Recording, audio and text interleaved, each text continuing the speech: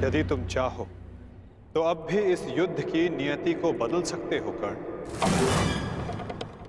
सहस्त्रों के प्राण बचा सकते हो, अपनों को खोने के भय से बच सकते हो।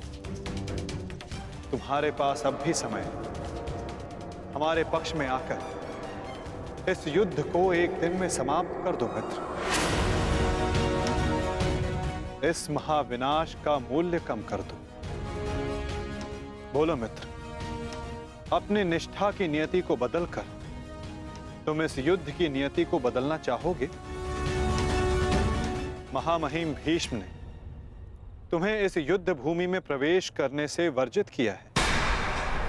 यही अवसर है मित्र, अपने भ्राताओं के साथ मिलकर धर्म के लिए युद्ध करके इसे समाप्त कर दो।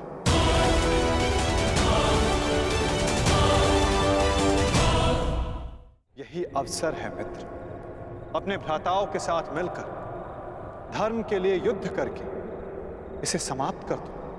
आप मेरा उत्तर जानते हैं, फिर क्यों बार बार ये प्रश्न करते हैं मुझसे? मैं तुमसे प्रश्न नहीं पूछ रहा हूं, तुम्हें तुम्हारे संदेहों का हल दे रहा हूं। या तो परिवर्तन के लिए स्वयं को परिवर्तित करो या फिर प्रलाप बंद करो मित्र। और जो हो रहा है उसे स्वीकारो। तुम्हारे अंदर अपने मित्र के विरुद्ध जाने का सामर्थ्य नहीं है मित्र। जो पीड़ा आज तुम अनुभव कर रहे हो सकता है कि कल तुम्हें उससे अधिक पीड़ा अनुभव करनी पड़े मित्र। इसलिए कहता हूं अंगराज, या तो विरोध करने की शक्ति रखो या फिर पीड़ा सहने का सामर्थ्य।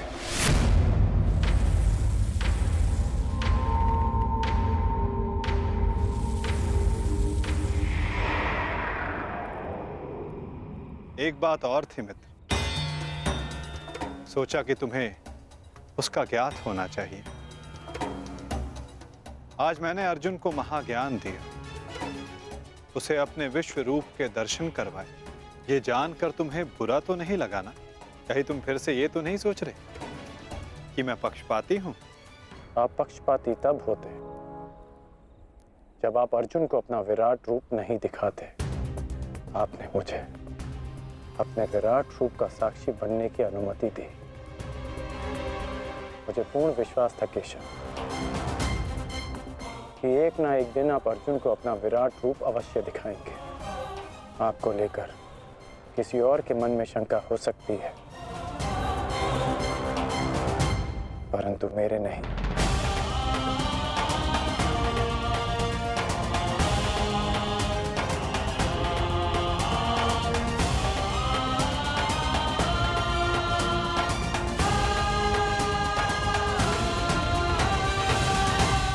एक दिन आपने मुझे पाषाण और मोरपंख होने का अर्थ समझाया था। हर पहेली का उत्तर हमारे चयन में होता है अंगराज। इस पाषाण खंड की भांति, जो ना अपना चुना हुआ मार्ग बदलता है और ना ही अपने विचार। और दूसरा मार्ग वासुदेव, जो इस मोरपंख की भांति होते हैं, वे अपने आप को ईश्वर की इच्छा के हाथों ऐसे समर्पित कर देते हैं जैसे इसने स्वयं को वायु को समर्पित किया। मैं आज भी पाषाण हूं और अर्जुन आज भी वही मोरपंख। वो मोरपंख जिसे आपको अपने मस्तक पर धारण करना ही था। ये मेरा प्रारब्ध है कि मैंने पाषाण होना चुना है।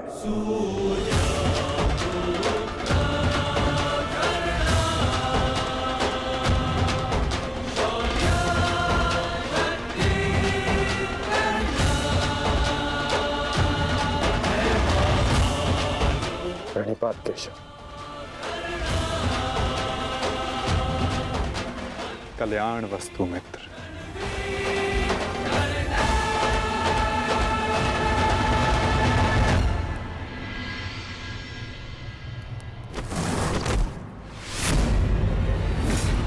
युद्ध का पहला दिन कौरवों के नाम रहा। ये पांडव सेना के युद्ध बंदी ज्येष्ठ, हम इन्हें अपना दास बना लेते हैं। और मुझे पूर्ण विश्वास है कि अंतिम विजय भी हमारी ही होगी। उत्सव का आनंद लो। राजकुमार दुर्योधन की जय! राजकुमार दुर्योधन की जय! अरे मित्र, आओ आओ मित्र। हाँ, यहाँ उत्सव चल रहा है। तुम कहाँ रह गए थे? किस बात का उत्सव? उन पांडवों के विनाश का उत्सव, उनकी पराजय का उत्सव मित्र।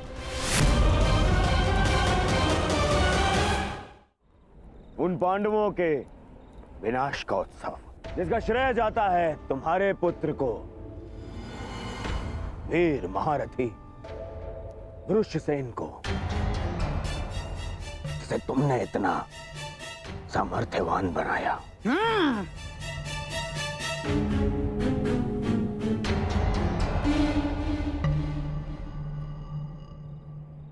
ये तो अवश्य उत्सव बनाने की बात है।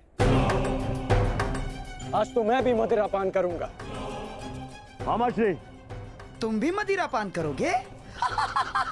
लो, ये लो।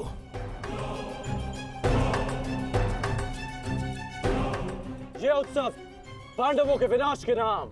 विनाश के नाम। मित्र, मैं इस युद्ध में उपस्थित नहीं था।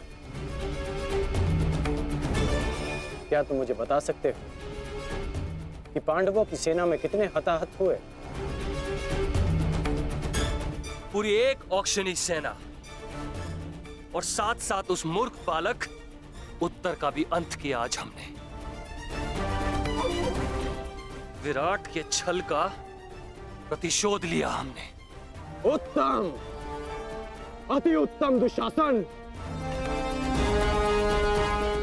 एक औक्षणी में 21 सहस्त्र 870 रथ और उनके रथी और इतने ही हाथी और उस पर सवार योद्धा 65 सहस्त्र 610 अश्वरोही 1,09,000 सहस्त्र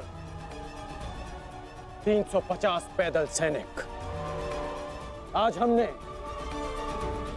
युद्ध में इतने शत्रुओं का संहार किया। उत्तम, उत्तम, उत्तम। परंतु प्रतीत होता है कि हमारे ओर से कोई जानहानि नहीं हुई। तभी तो यह उत्सव बनाया जा रहा है ना मित्र?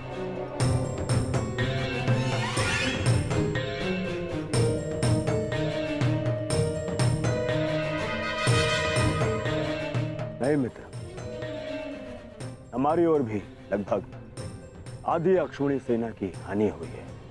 अर्थात सहस्त्र सैनिक,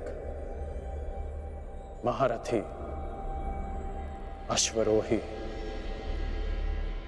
हमारी ओर से भी मारे गए। अब इनके परिवार का ध्यान रखने वाला कोई नहीं रहा। इनके वृद्ध माता पिता, विधवा स्त्रियों, अनाथ बच्चों की रक्षा करने वाला कोई नहीं बचा। ये तो अवश्य उत्सव बनाने की बात है। उत्सव!